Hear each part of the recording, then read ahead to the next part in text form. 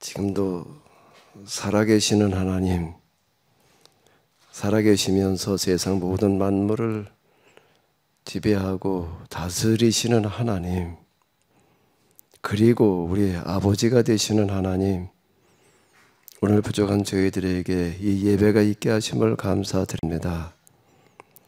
지난 한 주일과 더불어 또 새로운 한 주일을 저희들이 살아갈 수 있는 기회를 주시는 것은 네가 아직 이 세상에 있으면서 해야 될 일이 있다.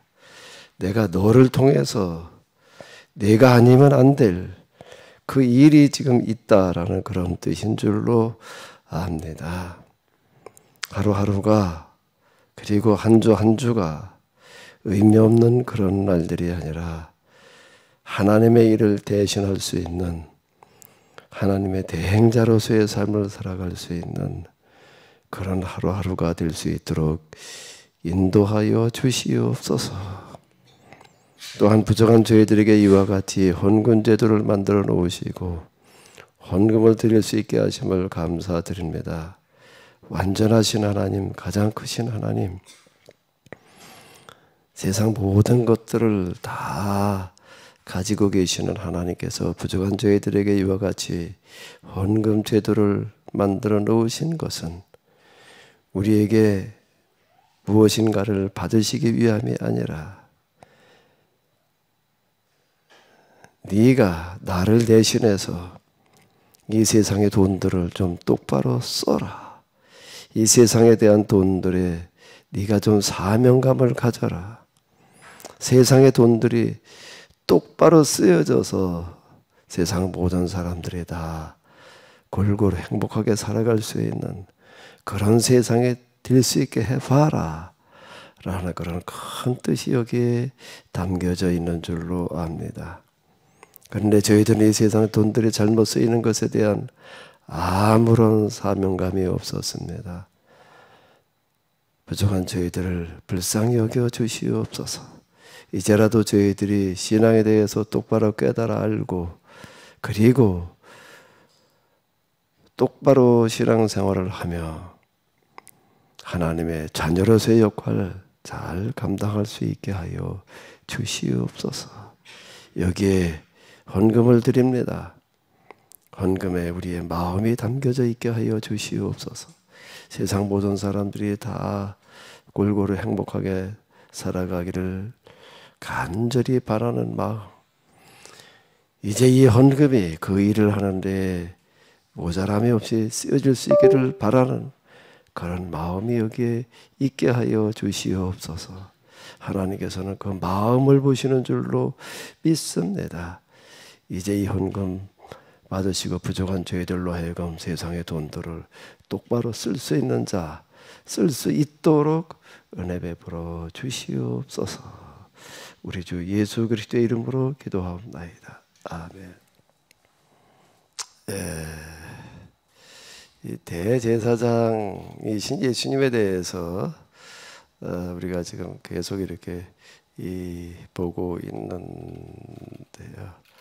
자, 오늘도 또 예수님이 대제사장이시다라고 하는 것에 대해서 우리가 같이 보시도록 하겠습니다.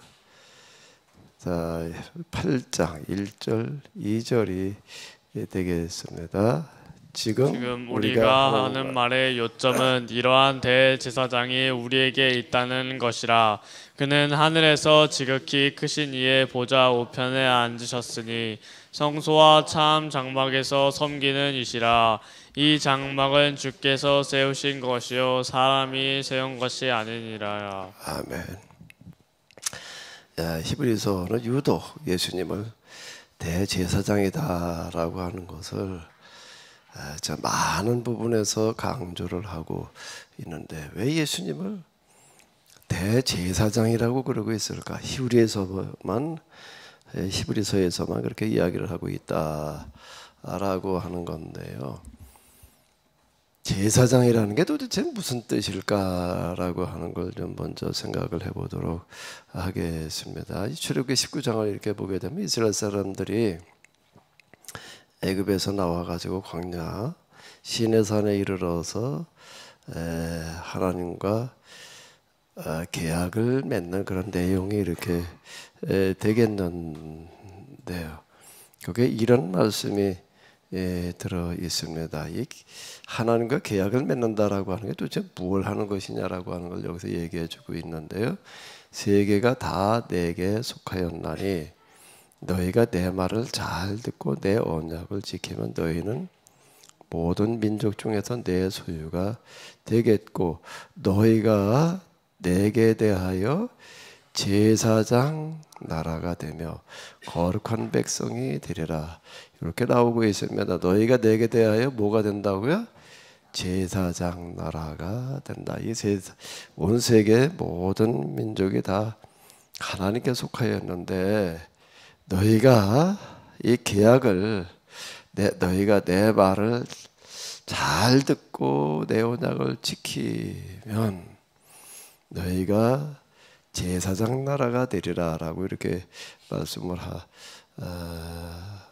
하시고 있는데요. 제사장이라고 하는 것은 본래 단어의 뜻으로 얘기를 하면은 다리, 걸어다니는 다리 말고요. 강이나 이 하천에 놓여 있는 다리가 되겠습니다. 이제 강이나 개울 건너가도록 이렇게 놓여 있는 그 다리를 말하는 건데요.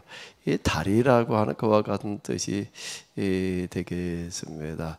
제사장을 왜 다리라고 그러는가라고 하게 되면 제사장은 아직 하나님을 알지 못하는 사람, 하나님과 아직 관계가 형성되어져 있지 못하는 사람들에게 중개자가 되어서 하나님께로 연결을 시켜 준다. 이게 중재자라고 하는 그런 뜻이 이렇게 되겠는데요. 제사장은 그와 같은 뜻이 되겠습니다. 이스라엘 사람들이 먼저 이제 계약을 맺었는데 그 계약을 맺은 이유는 세상 모든 사람들을 다 하나님께로 인도하기 위함이다 라고 하는 그런 뜻이 되겠습니다. 그럼 예수님께도 대제사장이다라고 하는 것은 이 세상 모두를 다 구원하시기 위함이다. 자, 이렇게 볼 수가 있는데요. 근데 지난주에 말씀드렸던 것과 같이 연결져 가지고서 생각해 보시자고요. 예수님께서 대제사장이다라고 히브리서에서 얘기하고 있는 것은 세상 모든 나라, 모든 민족을 다 구원하시기 위함이다. 근데 그 방법이 뭘까요? 예수님께서 세상을 구원하시는 방법이 뭐지요? 구원하시는데 어떻게 구원하시나? 히브리서를 염두에 두시면서 한번 생각을 해보세요. 예수님께서 대제사장이 되셔서 세상 모든 나라, 모든 민족, 모든 사람들 다 구원하신다. 근데 어떻게 구원하신다는 거예요? 그거는 지난 시간에 제가 말씀을 드렸는데 대제사장이라는 사람이 지금 뭐 하는 사람이냐? 제사장을 비롯해서 대제사장이 뭐 하는 사람이라고요? 뭐 하는 사람이라고요? 제사장이니까 제사 드리는 사람 이렇게 이제 우리가 생각할 수가 있는데요. 그 레위지파 중에서 이제 제사장을 세우고 그러셨는데 하나님께 제사 드리기 위해서 하나님 섬기는 일을 하기 위해서라고 이렇게 얘기를 하게 되면은 좀 설명이 안 되는 부분이 있습니다. 이스라엘이 12지파인데 그 중에서 한 지파를 떼어서 레위지파까지 하게 되면 13지파가 이렇게 되지요. 거의 일할에 해당되어지는 건데 그 사람들에게 그냥 제사 드리는 성직을 감당하기 위해서 세워놓았다 그러게 되면은 뭐가 설명이 안 돼요. 뭐가 설명이 안 되죠? 너무 많아. 10분의 1인데 10분의 1의 사람들이 성직자다 그러게 되면 이게 너무 많은 거예요. 뭐 제사를 드린다라고 하는 게 얼마나 많은 일이 있어가지고서 그 많은 사람이 필요하냐. 이게 설명이 잘 되지를 않습니다. 성경을 우리가 이해하려고 한다면은 성경 전체 그리고 문맥, 자 우리가 이런 걸 가지고 같이 이해를 해 들어가야 되는데, 지난주에 제가 말씀드린 거에 의하면은 제사장들이 하는 일이 주로 무슨 일이었다고요? 무슨 일이었다고요? 가르치는 일이었다. 가르치는 일이었다. 그럼 이해가 되는 거예요. 이스라엘 사람, 이 레위 지파들은 이스라엘 12지파, 그러니까 48곳, 각 지파에 4곳, 48곳에 흩어져 살면서 한 곳에 모여 있는 게 아니고, 그곳에도 이제 지방 성소를 이제 운영을 하면서 매 안식일이게 되면은 이제 사람도 모아놓고 율법을 가르치는 그런 일들을 했다. 자, 이렇게 이제 해석을 해야지, 자, 이게 앞뒤가 맞는 그런 이야기가 이렇게 되겠습니다. 예수님께서 이제 이 세상에 오신 것은 가르치기 위해서 오셨다. 그건 우리가 지난주에 봤어요. 이제 누가복음을 비롯해 가지고 이렇게 보니까 예수님께서 오셔서 가르치는 일에다가 제일 많은 비중을 두셨다. 그 다음이 뭔가 하면 선포, 설교고, 그 다음이 이제 병 고치는 것과 같은 그 3대 사역. 그렇게 되면은 교육, 설교, 치유, 자 이렇게 되겠습니다. 저도 이게 처음에 참 이해하기 어려웠던 거가요. 왜 가르침이 먼저 나오나? 설교가 더 중요하지. 설교가 먼저지 왜 가르침이라고 얘기를 하는가라고 하는 거가 참 이해하기가 어려웠었는데요. 자, 이제 예수님께서 대제사장으로서 세상 모든 사람들을 구원하시는데, 자, 그 방법이 뭐라고요? 가르침이었다. 이 복음서를 보게 되면 이제 이 마태, 마가, 누가, 특히 마지막 요한복음을 보게 되면 예수님께서 이제 빌라도에게 재판 받으시는 그와 같은 이야기가 나오고 있는데요. 빌라도가 이르되 그러면 내가 왕이 아니냐? 예수님께서 대답하시되 내 말과 같이 내가 왕이니라. 내가 이를 위하여 세상에 태어났으며 이를 위하여 세상에 왔나니, 세상에 왔나니 그 다음에 뭐죠? 곧 진리에 대하여 증언하려 함이라. 이게 요한복음은 다른 복음서와 조금 이제 이렇게 격이 다른데, 예수님께서 이 세상에 오신 이유가 진리를 가르치러 오셨다. 무릇 진리에 속한 자는 내 음성을 듣느니라. 이렇게 이야기를 하셨습니다. 빌라도가 이르되 뭐라고 그랬다고요? 진리가 무엇이냐 하더라. 예수님께서 진리에 대해서 뭐라고 설명을 하셨나요? 안 하셨나요? 콕 빠져 있어요. 빌라도가 예수님한테 진리가 뭐냐 반문을 했는데 예수님께서 침묵으로 일관하셔서 진리가 뭐다라고 하는 이야기는 나와 있지 않는데요. 그 요한복음에 의하면은 예수님께서 세상에 오신 이유가 뭘 가르치러 오셨다고요? 내가 이를 위하여 태어났으며 이를 위하여 세상에 왔나니 곧 진리에 대하여 증언하려 함이라. 자, 요한복음이 이렇게 이야기를 하고 있습니다. 저도 이렇게 보게 되면 예수님께서 세상에 오신 목적은 세상을 구원하시는데 그 방법이 뭔가 십자가에서 대신 죽으셔서 뭐 이제 이렇게 이해를 했습니다. 그래서 사람들이 다 이 십자가를 믿고 구원받게 하기 위해서 오셨다, 이렇게 이해를 했는데, 근데 요한복음으로 넘어오게 되면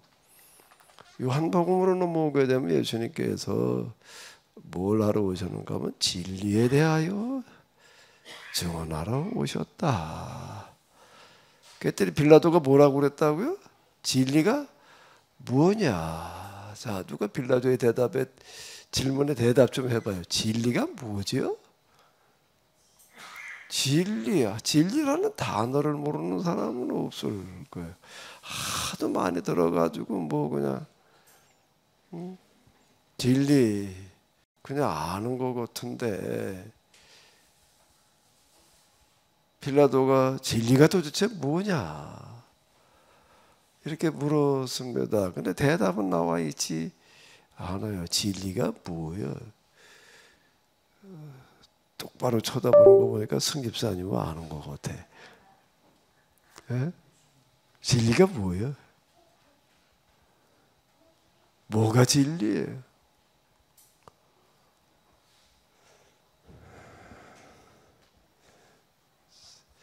저는 아까 금방 말씀드린 대로 진리가 뭐냐? 예수님이 진리시다. 예수님의 뭐가? 십자가에서 우리 모든 사람들의 죄를 대신 짊어지고 죽으셔서 그 십자가를 통해서 구원받게 되는 게 진리다. 제가 이렇게 이해를 했었습니다. 그게 진리다. 그런데 가만히 이제 시간이 지나가면서 또 이렇게 보니까 거기에 이제 의문이 드는 거예요. 뭐 그렇게 얘기를 하면은 뭐가 의문이 들지요? 십자가 사건으로다가 진리를 얘기를 하러 들게 되면은 예수님이 진리이시다. 왜 진리이신가 하게 되면 십자가에서 우리 모든 사람 죄를 대신 짊어지고 죽으셔서 이제 우리를 구원하시기 위함이다. 그 십자가의 대신 죽으심을 통해서 구원받는다. 이게 진리라고. 근데 그전에 그걸 모르고 있다가 이제 예수님을 믿게 됨으로써 진리를 이제 알게 됐다. 이렇게 제가 아주 확신했었습니다. 확신하고 뭐 도무지 의심하지 않았어요. 의심하지 않았는데 이제 의문이 생기는 거예요. 무슨 의문일까? 그렇게 얘기를 하는데 뭐가 의문이지요? 뭐가 그게 진리라고 생각을 했어요.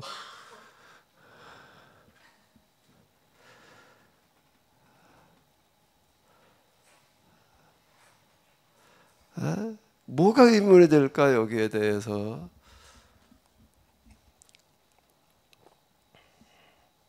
히브리서를 공부하자고 그러신 우리 김준수 장로님, 뭐 믿을 때가 김준수 장로님밖에 없어. 마음 놓고 물어볼 수 있는 데가 김준수 장로님밖에 없어요. 카메라 좀 켜봐요. 히브리서를 공부하자고 그러셨으니까 뭐 어쩔 수 없는데 이 십자가 사건으로 진리를 설명을 하면은 뭐가 문제가 되는 걸까요?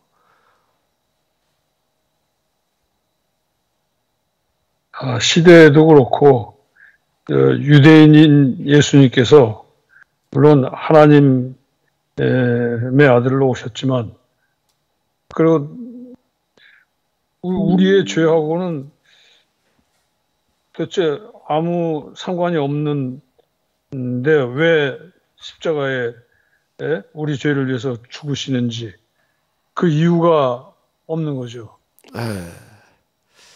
예, 그렇습니다. 또 뭐가 또 있을 수 있을까? 뭐가 또 문제가 될까? 예수님께서 십자가에서 죽으셔서 세상 모든 사람 구원하신다. 그게 진리다라고 얘기를 하면은 뭐가 문제가 되는 거죠? 또요?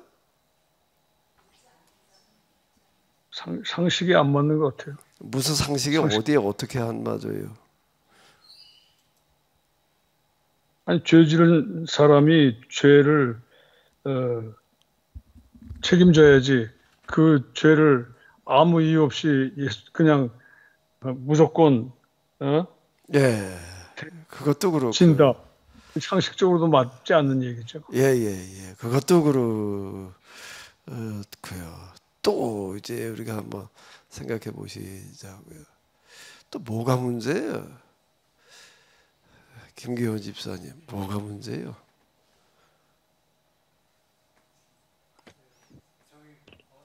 성경 말씀 중에 진리가 너희를 자유케 되리라.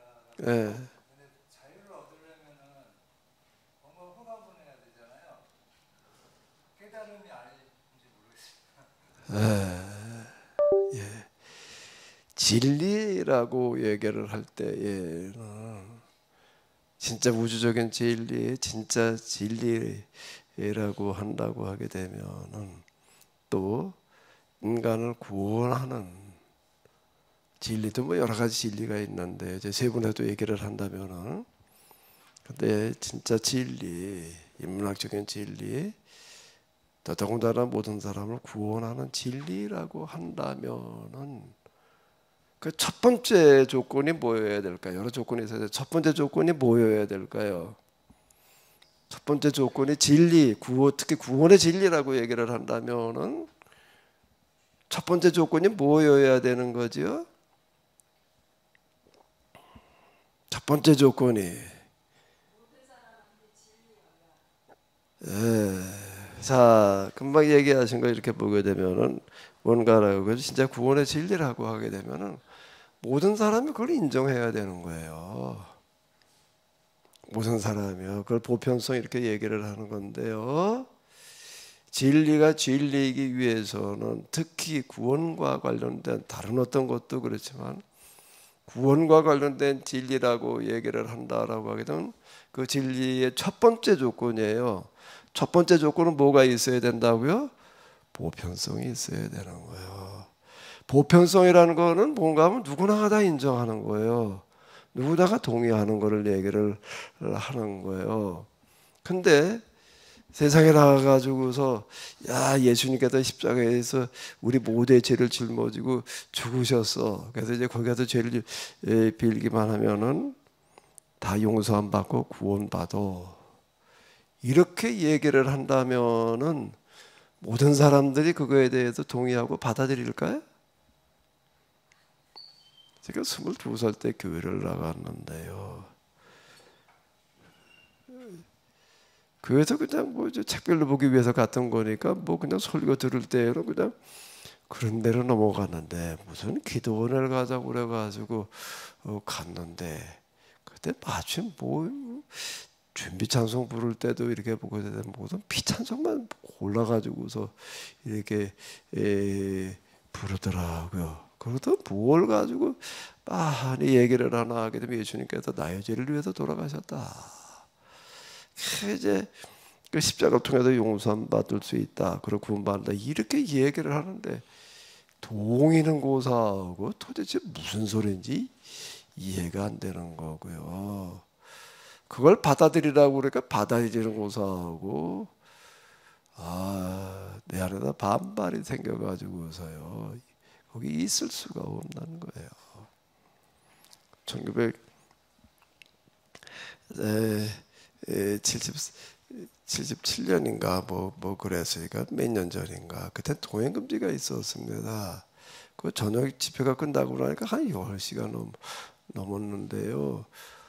저 서울 삼각선이었는데 동행금지만 없었으면 내가 그날 그냥 왔어요 집에요. 더 이상 거기 있을 수가 없더라고요. 뭐 이런 사이비 집단이 있단 말이에요. 다 미친 사람들처럼 보이는 거예요. 거기 와 있는 사람들이요. 이건 내가 못 올 때 왔다라고 생각이 되어질지 그게 어떻게 인정이 되고 받아들여져요. 저는 뭐 아무래도 종교적인 색깔이 없을 때도 이제 그런데 이걸 가지고도 불교인들한테 또는 회교인들한테 이렇게 얘기를 한다면 그 사람들이 받아들일까요? 못 받아들이는 거예요.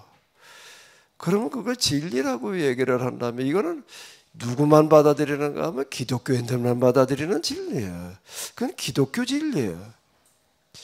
기독교인들만 받아들이니까 기독교인들만 그걸 진리라고 믿으니까 그럼 예수님은 그러면 어떤 분이셔야 되는가? 기독교인들만 인정하고 받아들이는 그런 구원자여야 될까? 그럼 기독교인들만 구원하러 오셨나? 예수님이 온 세상의 구원자가 되신다라고 한다고 하게 되면은 모든 사람들이 인정하고 받아들일 수 있어야 될 거 하네요. 이제 기독교 진리, 제가 이제 우주적인 진리 구분해 가지고 제가 지금 이제 이렇게 이야기를 하는데, 자, 일단 뭐 이거저거 떠나가지고서요 진리 그러면은 제가 영성 수련 받으러 갔을 때 그 오혜령 전도사라고 그분을 아주 이렇게 그 문학적인 재능이 뛰어난 천재적인 어떤 그런 사람이었는데 진리가 뭐냐 그러면 그분은 뭐라고 얘기를 하는가라고 하게 되면 어느 모로 보아도 좋은 것. 이렇게 표현을 하더라고요. 난 어디 가서 진리를 그렇게 얘기하는 사람을 난 못 들어봤어요. 그런데 말마다 그렇게 얘기하는 부분이 참 많아요. 그 뭐 대한민국 문학상 뭐 이런 거 받은 사람인데게도 그 아주 진짜 천재다라고 얘기를 할 수가 있어요. 여러 가지 면에서 그 천재들이 따로 있더라고요. 사람이 이렇게 보게 되면은요. 뭐 기억력도 비상하고 뭐 이래가지고서요. 그런 사람들의 특징은 또 뭔가 외국어도 그냥 어렵지 않게 그냥 다 습득을 해버려요. 뭐 라틴어 이런 거는 익히기가 이렇게 쉽지 않은데 그런 것들도 그렇고. 네. 어느 모로 보아도 좋은 거. 자, 이렇게 얘기를 하더라고요. 예수님께서 예수님의 십자가 뭐 어쩌고 저쩌고 얘기를 하면 그 기독교인들만 보기에 좋은 거지 누가 봐도 좋은 거는 아니라고요. 이게 예수님을 진리라고 그럴 때는 십자가를 가지고서 설명을 하러 들게 되면은 그건 기독교 진리에 불과한 거지. 우주적인 그런 진리, 누가 봐도 인정하고 받아들일 수밖에 없는, 받아들이지 않을 수 없는 그런 진리가 아닌 거예요.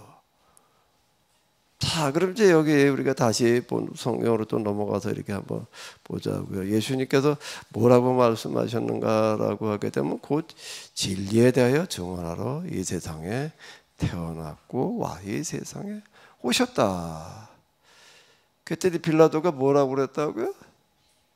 진리가 뭐냐? 자, 진리가 뭘까?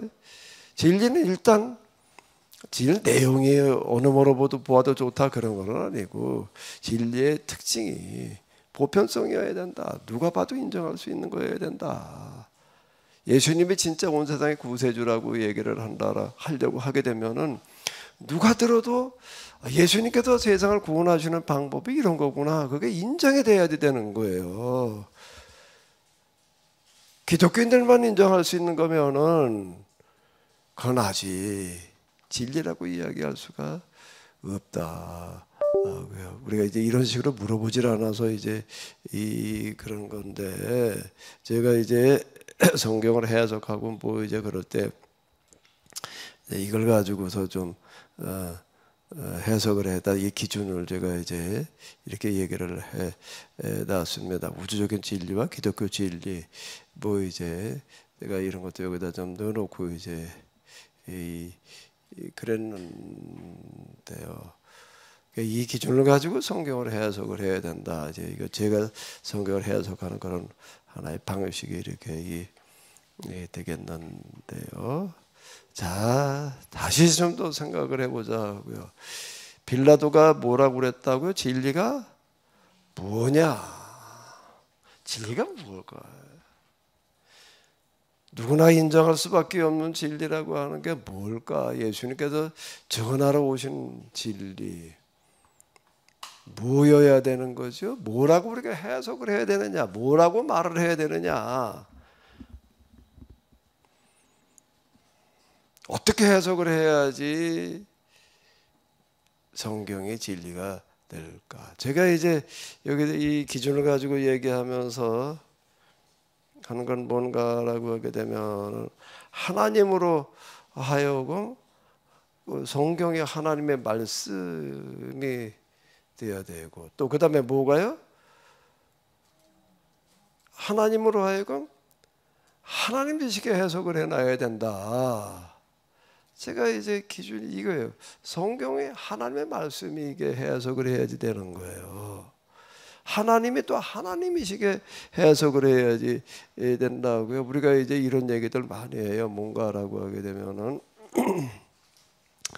이스라엘 사람들이 출애굽해가지고 광야에서 40년 있다가 이제 다 죽고 가나안에 들어가지를 못했습니다. 들어간 사람이 두 사람, 여호수아와 갈렙이다 이렇게 얘기를 하는데, 아니 그 많은 사람이 왜 못 들어갔느냐? 그럼 뭐라고 그러는가? 그럼 뭐라고 그러죠?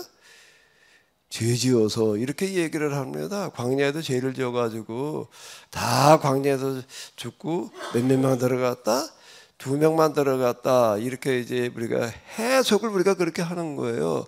거기 또 보면 이런저런 구절 그렇게 해석할 수 있는 구절들이 있어요. 다 이렇게 해석을 하게 되면은 이스라엘 사람들이 애굽에서 나올 때 그 성경에 의하면 60여만 명이 나왔는데 60여만 명이 광야에서 다 죽고 두 사람만 가나안에 들어갔다. 이렇게 해석을 하면은 어떨까요? 죄 때문에 그들이 다 하고 이렇게 죽었다 그러면은 그게 하나님의 말씀일까? 그리고 하나님의 그런 하나님일까? 하나님이 좀 죄 졌다고 해가지고서 그래 60만 명이 된 사람을 다 그냥 광야에서 죽게 만들어놨다 이래요. 되면 그게 말이 돼요? 하나님은 그런 하나님이에요? 또 이제 이스라엘 사람들이 가나안에 들어갈 때에는 가나안 사람 다 죽이고 땅 차지하고 살라고 그랬다. 이렇게 해석을 해버리게 되면은 아니 그게 성경에 과연 그게 하나님의 말씀이냐? 그리고 그게 과연 하나님이 그런 하나님이라는 의문이 생겨요. 그런 구절이 거기에 있어요. 구절이 없는 게 아니에요. 그렇게 얘기하는 구절이 있는데 그걸 어떻게 해석해야 되느냐. 구절이 있으니까 그냥 해석 없이 그대로다라고 얘기를 하게 되면 곤란한 이야기고, 왜 그런가 하면 이건 수천 년 전에 고문서예요. 독특한 상황에서 쓰여진 거기 때문에 표현법이 많이 다를 수 있다라고 하는 겁니다.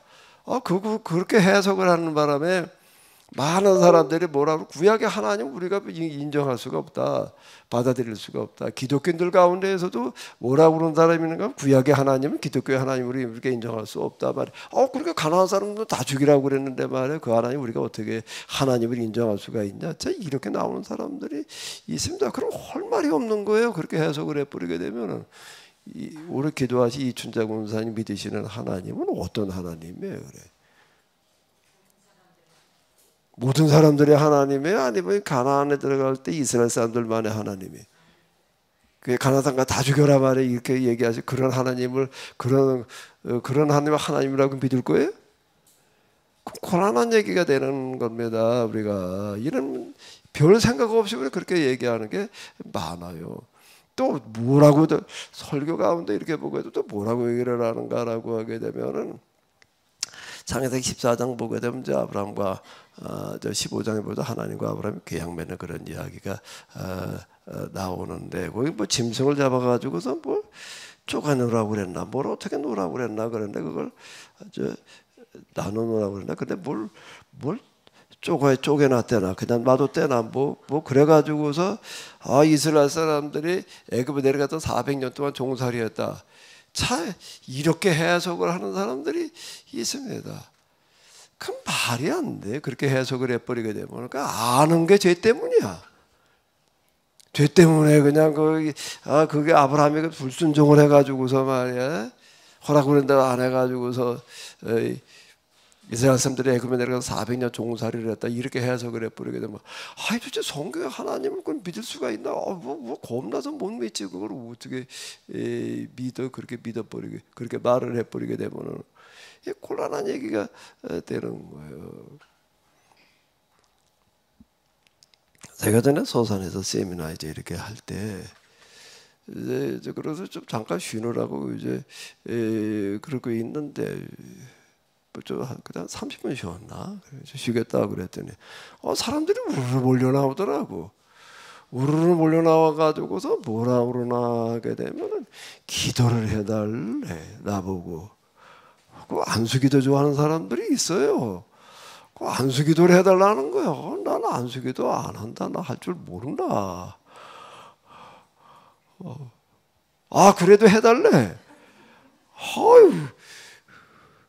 여러 명 우르르 나와가지고서 쭉 앉아가지고서 기도해달라 그러게. 난 안수라는 거 손을 머리다 얹고 그렇게는 안 하겠다. 그럼 그냥 하겠다.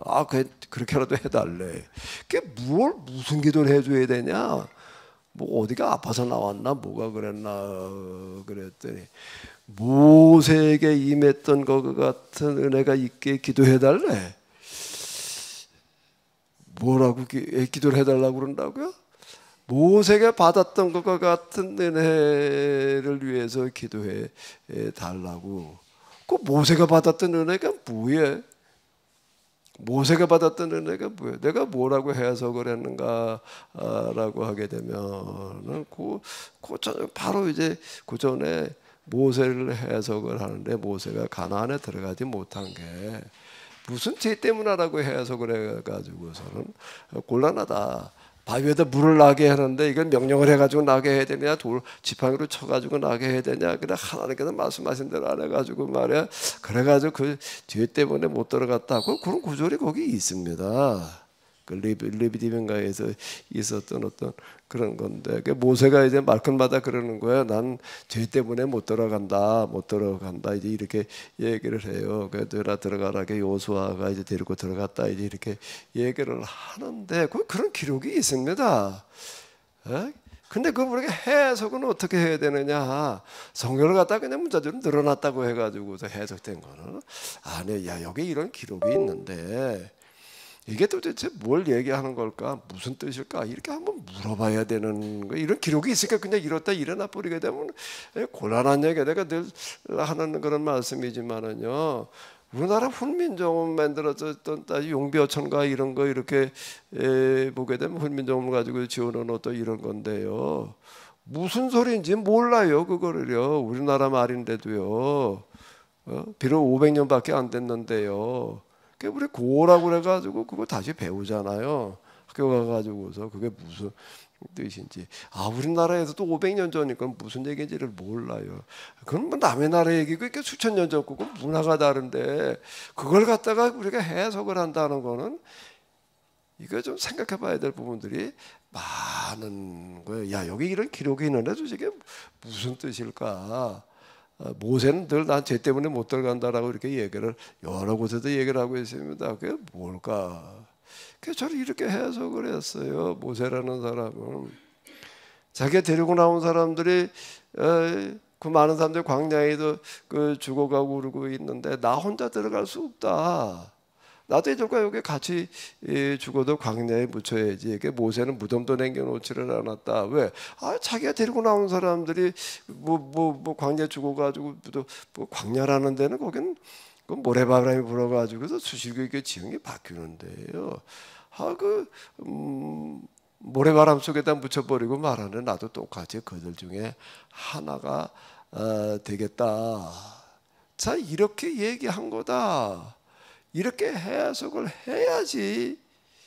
그래서 참 성경이 하나님의 말씀이구나. 하나님 믿는 사람 그래도 모세 그럼 이스라엘 최고의 불세출의 그래도 신앙의 지도자인데 참 그런 사람들은 이 신앙의 지도자는 이런 자세를 가지는 사람이구나.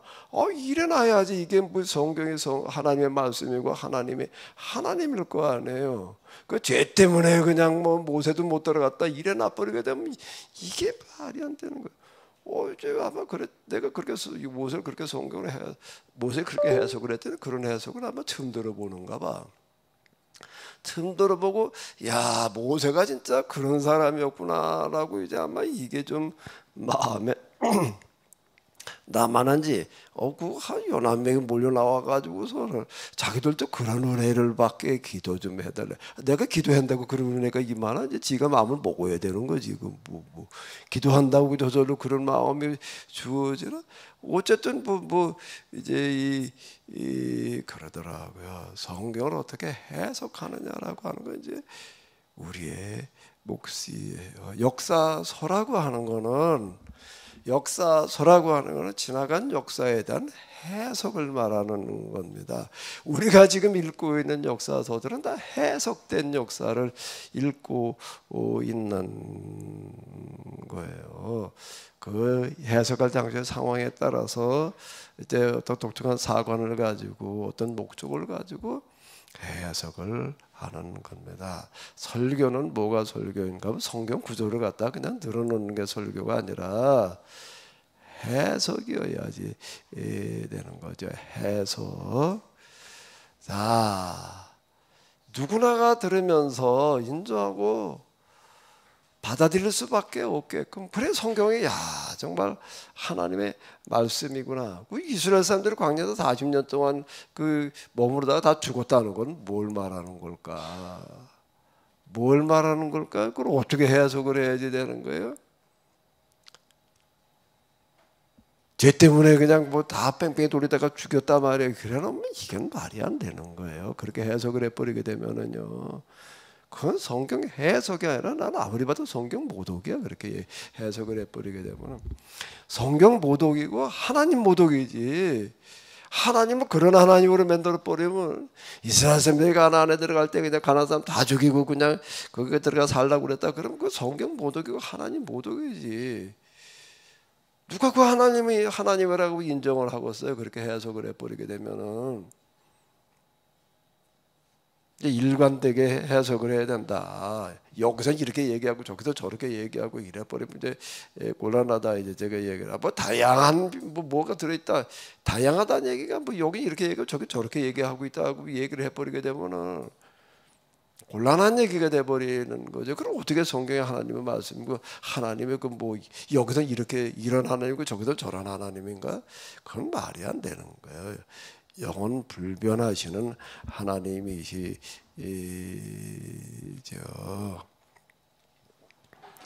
가나안에 들어가서 거룩한 나라, 하나님 나라를 만들기 위해서는 먼저 그들이 이제 그 율법에 대해서 공부를 해야지 되고 훈련을 해야지 되는데 그냥 뭐 그저 가나안에 들어간다고 해가지고 저절로 다 되는 게 아니기 때문에 거기에서 매일매일 공부하고 훈련받는 시간이었다. 근데 그게 몇 년이나 걸렸다고요?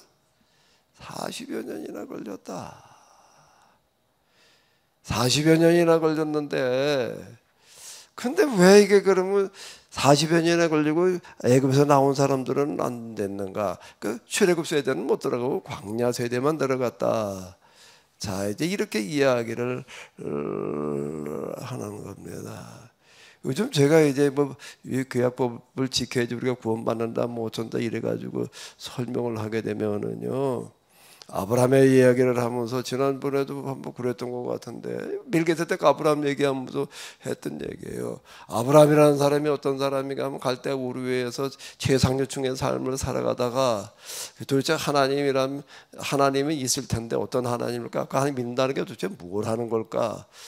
하나님 믿는다면은 세상 모든 사람 다 복받게 살게 해야지 되는데 그래도 하나님께서 그럼 네가 진짜 그렇다라고 한다면 내가 먼저 나그나가 되어라 그래가지고 본토지쪽 아비 집을 떠났다 뭐 이렇게 얘기를 하면 부담스럽다는 거예요. 그죠? 부담스럽다고 이렇게 얘기를 한다 하고 저희 교회 이렇게 나오면서 그렇게 얘기하는 분들 꽤 있어요. 전에 교회 다닐 때 마음이 편하고 좀 평안했는데 이젠 부담이 된대나 마음이 무겁대나. 근데 많은 분이 떠납니다. 제가 알아요. 자, 근데 아이들을 갖다 앉혀놓고 이야기를 하게 되면은요, 아이들을 갖다 앉혀놓고 이야기를 하게 되면은 아브라함의 이야기를 아이들에게 말을 해주게 되면은 애들이 뭐라 그럴까?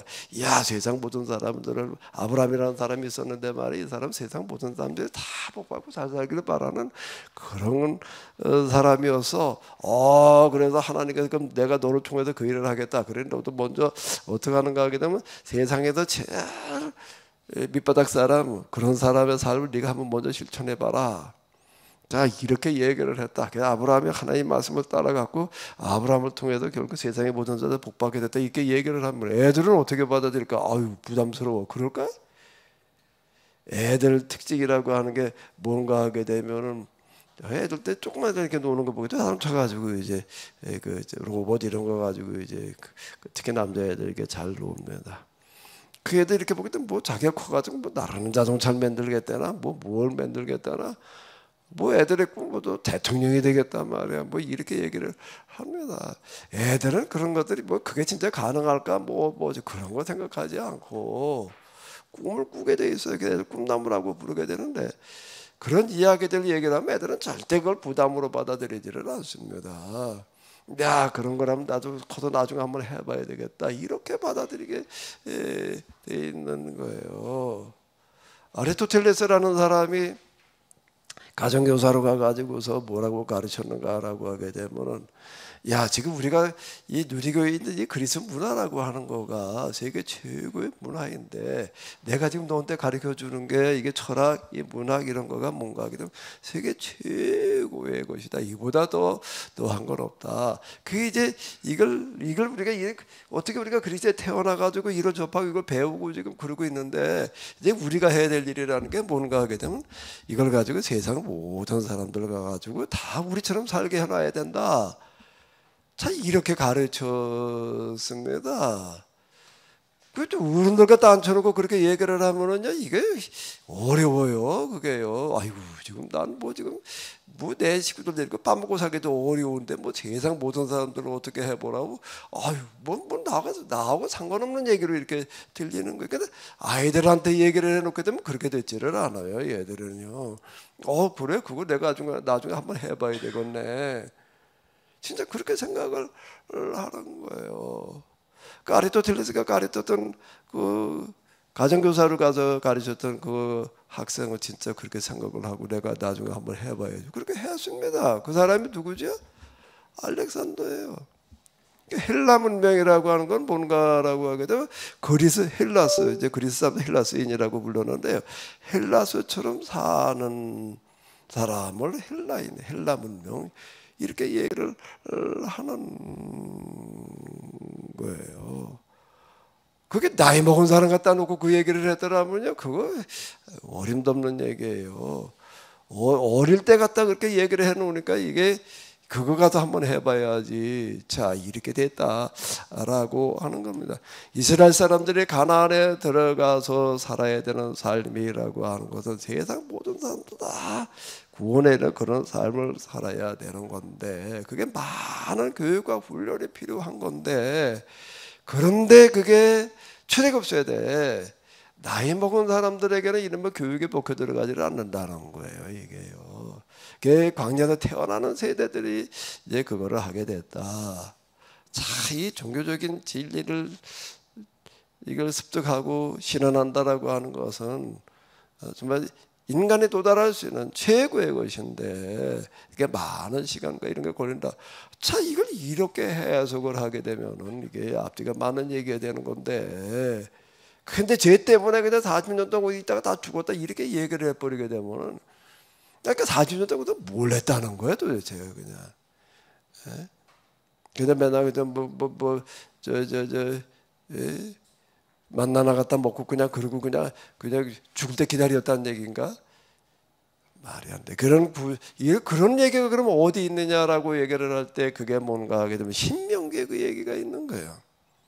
신명기가 그 자식들을 갖다 그렇게 가르치라고 얘기를 하는 어떤 그런 것들이 뭔가 하면 바로 신명기가 광야에서 이스라엘 사람들이 40년 동안 뭘 했는가라고 하는 것을 얘기해주고 있다. 자, 이러면 앞뒤가 이제 맞는 이야기가 이렇게 되는 겁니다. 그래서 오늘 교회에서 진짜 해야 될 일이라고 하는 거가 뭔가라고 하게 되면은 가르치는 일이다. 가르치지 않고 뭐가 돼요? 가르치지 않고 똑바로 가르쳐놔야지 뭐가 될 거 아니에요. 이 가르침이라고 하는 거가 첫 번째 예수님께서 가르치러 오셨다. 진리를 가르치러 오셨다. 자, 이제 이게 그런 얘기가 이렇게 되는 건데 그 교회에서 지금 매주일 그리고 수요일 새벽 다 교육하는 그런 시간들을 이렇게 어마어마하게 많이 만들어 놓았는데요. 다시 이제 또 돌아가 보도록 하겠습니다. 진리가 뭐냐? 이렇게 진리를 가르치러 오셨다는 겁니다. 진리라고 얘기를 한다면 뭘 어떻게 된다고요? 모든 사람들이 인정해야 되는 거예요. 모든 사람들이 받아들일 수 있어야 되는 거예요. 그걸 가르치러 오셨다는 거예요. 요한복음에서 그렇게 얘기를 하고 있습니다. 공관복음에는 진리라는 단어가 안 나와요. 그런데 요한복음은 진리가 많아요. 너희가 내 말에 구하면 참내 제자가 되고 너희가 진리를 알지니 진리가 너희를 자유케 하리라. 뭐 그런 얘기. 요한복음은 보면 진리라는 단어가 많이 나오고 예수님은 진리를 증언하러 오셨다. 진리가 뭐예요 이게? 에? 올바른 해석. 올바른 해석. 올바른 해석의 진리다. 모든 사람들 받아들이고 인정할 수 있게 있는 게 진리야 일단. 그럼 모든 사람들이 다 인정하고 받아들이는 게 뭘까? 그렇게 해야지 구원받는다. 예수님 믿기만 하면 구원받는다.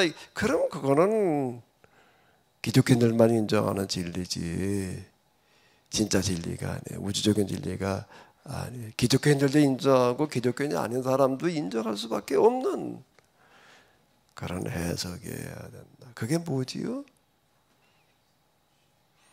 우리 김준수 장로님 다시 한번 얘기를 해봐요. 진리가 뭐예요?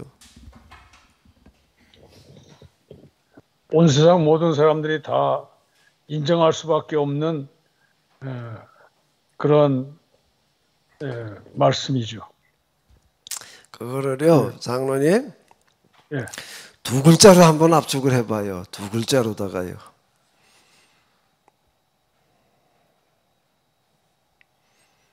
이스라엘 역사에서 구약 성경에 이렇게 보게 돼 이스라엘 사람들이 이제 가나안에 들어가서 뭐 나라가 망하고 다시 귀환하고 하는 파란만장 그런 과정을 겪는데 그러면서 터득하는 게 있습니다. 아 이게 진리구나 라고 터득하는 게 두 글자로 얘기를 해봐요. 두 글자로요. 너무나 우리가 잘 알고 있어. 너무나 많이 듣고 있는 거예요. 뭐죠? 두 글자.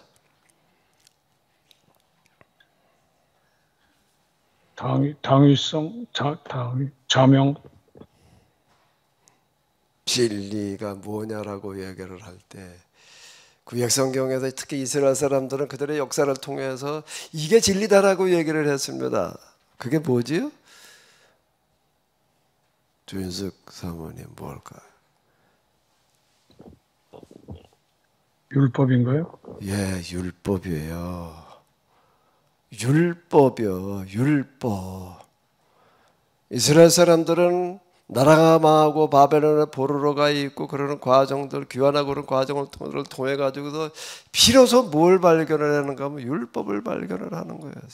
율법이야말로 진짜 세상에서 찾을 수 있는 유일한 지혜다. 지혜라는 말과 진리라는 말은 같은 말이라고 봐도 다르지 않은데요. 영어로 진리를 필로소피 이렇게 얘기를 하는데 그건 뭐 진리의 지혜에 대한 사랑.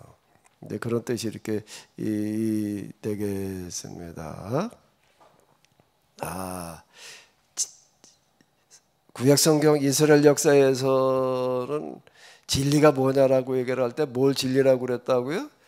율법이라고 하는 겁니다. 우리 교회도 율법이라는 말을 많이 들어요.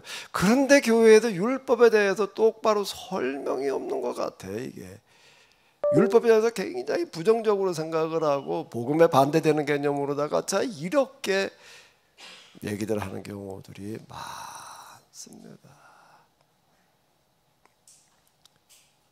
율법을 복음과 반대되는 걸로다가 얘기를 해보죠. 그거야말로 진짜 모순이에요. 말이 안 되는 거예요. 그 자체가 그렇게 얘기하는 그 자체가 말이 안 돼요. 성경에서는 특히 이스라엘 역사에서는 뭐가 이스라엘 사람들이 2000년 그들의 그 역사를 통해 가지고 뭘 하나 찾아내가 율법이 진리였구나.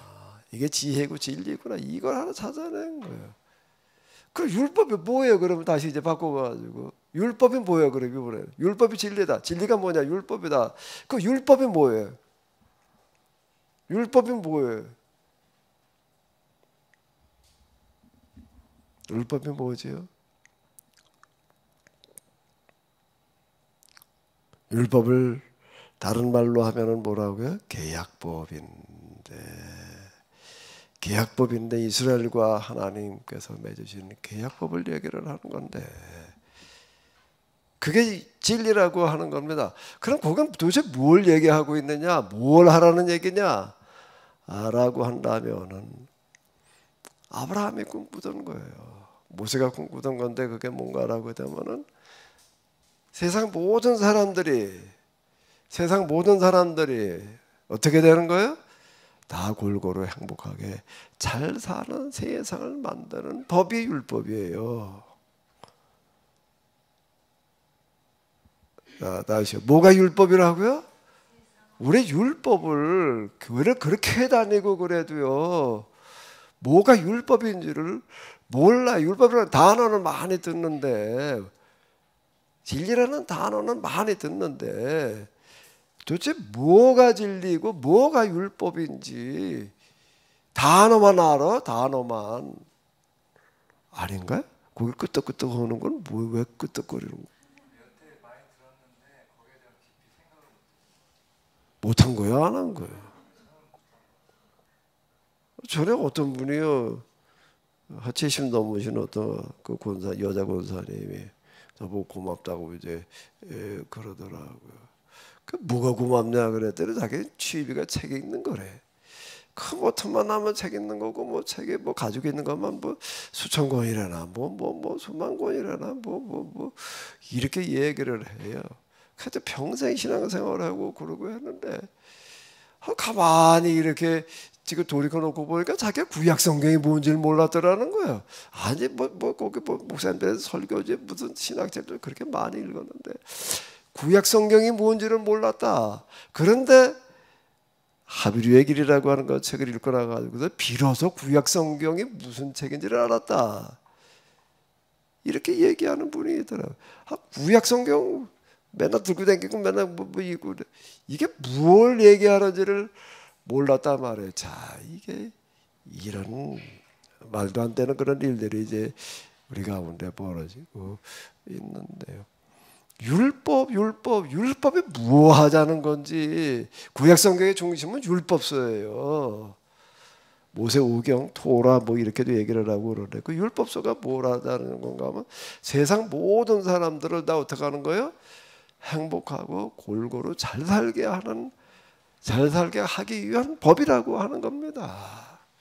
그럼 어떻게 이제 구원을 받느냐? 구원의 진리라고 얘기를 할 때는 뭔가라고 하게 되면요, 율법을 실천하는 사람, 어떻게 하려고 하는 사람이 구원을 받는가라고 하게 되면 세상 모든 사람들 다 행복하고 골고루 잘 살게 하려고 하는 사람이 구원을 받는 거다. 예수님께 찾아 나와가지고 어떻게 영생을 얻으리까라고 묻는 사람들의 이야기가 복음서에 있는데 예수님께서 뭐라고 말씀하시는가 하면 십계명을 얘기를 하셨어요. 십계명을 얘기를 하시면서 십계명을 지켜라. 그러면 네가 구원을 받으리라. 근데 우리 교회 다니면서요, 구원 받으려면 십계명 지켜야 된다 이렇게 배우고 있나? 그렇게 말하는 교회가 있나? 이화석 사모님 평생 사모님 하셨는데 교회에서 돌아가신 목사님 뭐라고 가르쳤어요? 구원 받으려면 십계명 지켜라 그랬나? 예수님은 그렇게 얘기를 하셨는데 왜 안 해 그 말을? 이게 말이 안 되는 게 우리는 지금 너무나 많아 지금요. 그 십계명이라고 하는 게 뭔가라고 하게 되면은 율법을 10조항으로다가 압축을 해 놓은 거예요. 그리고 거기에 보면 나 외에 다른 신을 내게 있게 말지니라. 우상을 만들지 마라. 하나님의 이름을 망령 때 읽었지 마라. 안식으로 거룩하게 지켜라. 이게 도대체 뭘 얘기하는 거야? 나 외에 하나님을 내게 있게 말지니라. 뭘 얘기하는 거냐? 이것도 많은 해석이 필요합니다. 많은 해석이 필요한 거예요. 살인하지 말라. 그 사람 죽이지 말라는 얘기지 그냥 이렇게나 생각하고 넘어가게 되면 곤란한 얘기가 되는 거예요. 거기에 대한 해석이 필요한 거예요. 해석. 이 10가지 계명이라는 게 이러이러한 뜻을 담고 있다라고 하는 해석이 여기에 이제 들어가야지 되는 건데, 그 예수님께서는 뭐라고 말씀하셨는가 하면 구원을 받으려고 한다라고 하기도 세상 모든 사람들이 다 너 혼자뿐만 아니라 내가 생각하는 것처럼 행복하고 잘 살게 하는 그 일을 하는 게 그게 곧 구원받는 거다. 자, 이렇게 얘기를 하셨다라고 하는 거예요. 구원받는 게 십자가, 예수님의 십자가, 여기서 예수님께서 우리 모든 사람의 죄를 다 짊어지고 돌아가셔서 이제 여기 가서 우리의 죄를 고백하기만 하면 다 용서하고 구원받아, 이렇게 가르치신 적이 없어요.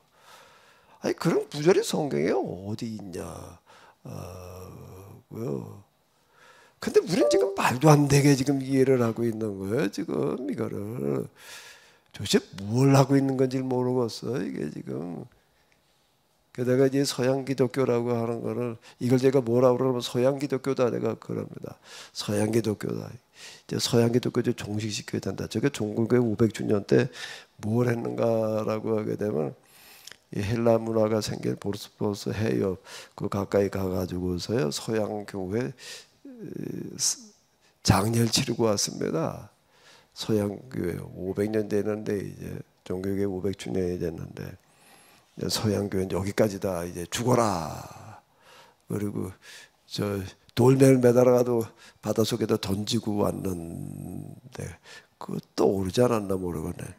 떠오르지 않게끔 아주 그냥 아주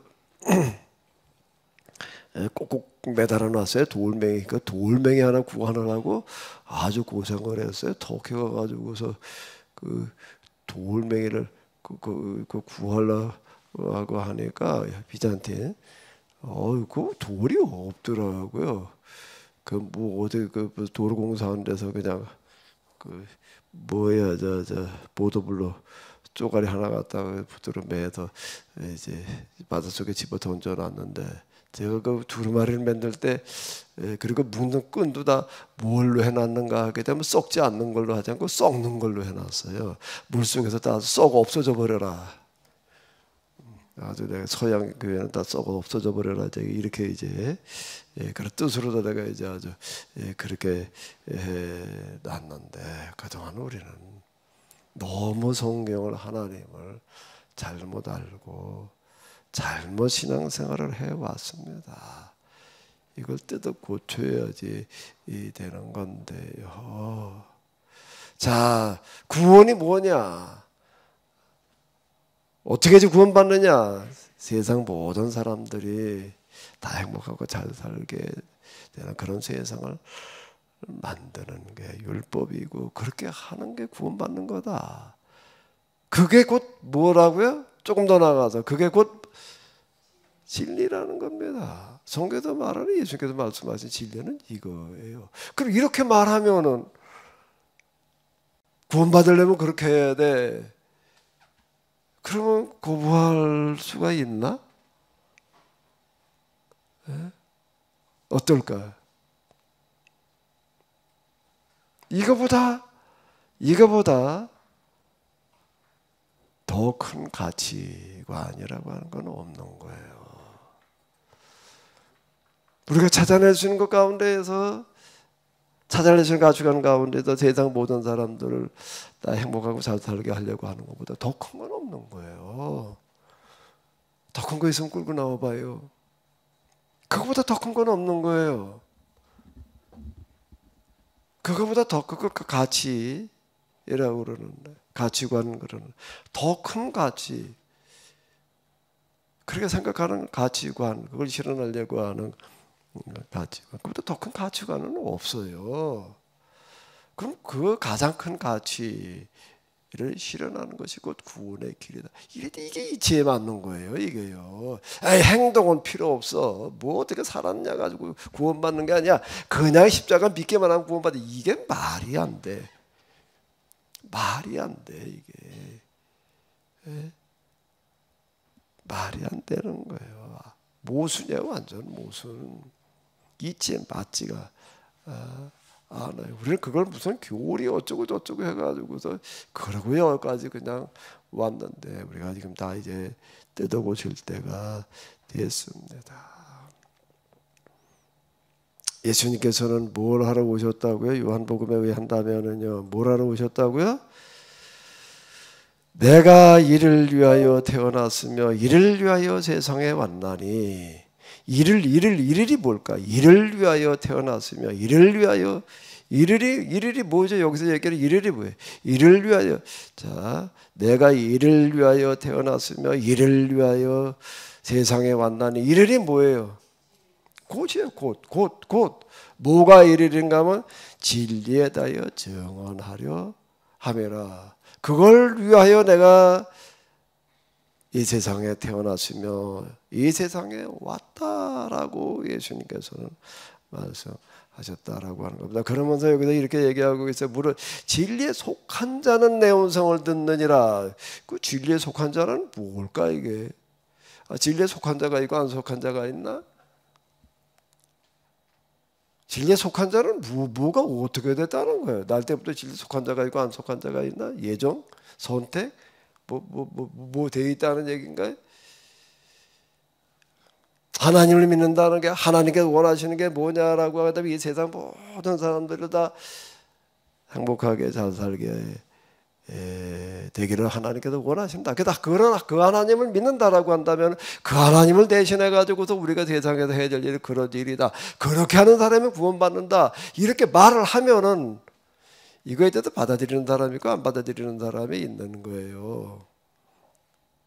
그걸 인정을 한다 안 한다 그걸 떠나가지고서 받아들인다라고 하는 건 뭔가가 맞아, 참 우리가 그렇게 살아야 돼. 그리고 그렇게 하려고 하는 사람이 이거 저 다 좋은데 난 뭐 나 살기도 바빠 그러고 그냥 지나치는 사람이 있는 거예요. 그 진리에 속한 자라고 하는 건 뭘 말하는 걸까?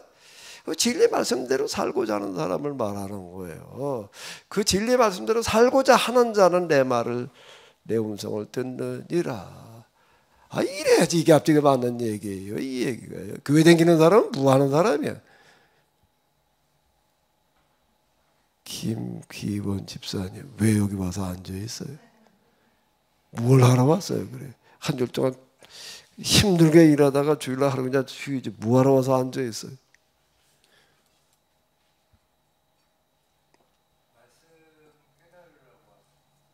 진리대로 한번 살아보자. 이걸 진리라고 얘기를 하는 거라고요. 진리가 그렇게 뭐 어려운 게 아닌 거예요. 너무 쉬운 거예요. 누구나가 다 알고 누구나가 다 바라는 거예요. 진리가 무슨 어디 뭐 진리 그러면 그러냐? 어휴 어려워. 그거는 뭐 철학가 가가지고서 뭐 어쩌고 저쩌고 뭐라고 떠들었는데 무슨 소리를 하는지도 몰라. 그런 거 진리가 진짜 진리라고 하게 되면 우리가 살아가는 데 있어서 누구나 공평하게 행복하게 잘 사는 그런 세상을 만드는 게 진리지. 그것보다 더 큰 진리가 어디 있어요? 어렵게 그냥 뭐 떠들어대는 그런 것 속에 들어있는 게 아니라 누구나가 다 아는 거예요. 누구나 다 바라는 거예요. 그런 세상이 오기를 그렇게 되기를 그것과 같아져야지 되는 거죠. 히브리서에서 예수님께서 대제사장이다 말이에요. 그 대제사장이라는 게 도대체 뭐 히브리서는 대제사장이라고 얘기를 하고 있는데 멜기세덱의 반차를 따르는 멜기세덱이 그런 사람이었다는 거예요. 아브라함이 그런 사람이었다는 거예요.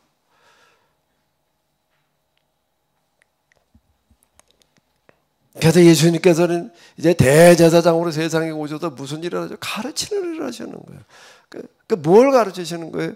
진리를 가르치셨다. 그 진리가 뭐냐라고 할 때 율법 구원의 진리. 자, 이제 우리가 예수님 사후에 그 제자들이 세우는 최초의 교회가 사도행전으로 넘어가면 나오고 있습니다. 그 최초의 교회의 모습을 우리가 사도행전 2장부터 쭉 이렇게 나오고 있어요. 오순절 성령이 임하고 난 다음에 그들이 이제 무슨 일을 뭘 어떻게 하고 있는 거지요? 모여가지고서 서로 어떻게 하는 거예요? 교회 내에서 다 같이 골고루 잘 사는 운동을 펼쳐 나가는 겁니다. 그걸 사도행전은 구원받은 자라고 이렇게 이야기를 하고 있다라고 하는 겁니다.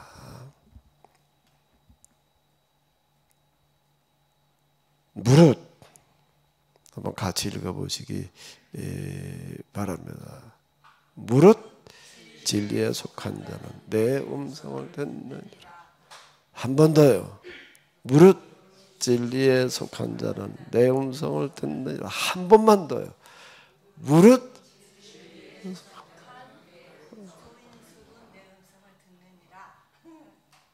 은진아, 왜 3번이나 읽으라고 그랬을까? 읽으니까 그냥 읽었지.